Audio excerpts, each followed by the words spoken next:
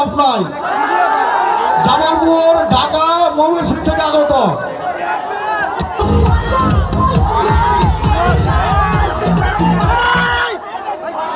মহিলাদের পিছনে যারা যারা আছেন পুরুষ, আপনারাও কি মহিলা নাকি? আপনাদের কথা কি কানে যায় না? আপনারা কি মহিলার পিছনে যারা আছেন ওরা কি মহিলা নাকি? মহিলা থাকলে দাঁড়ায় থাকেন।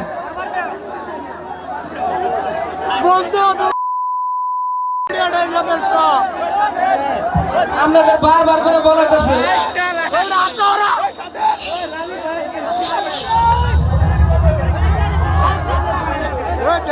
কি অবস্থা দিয়ে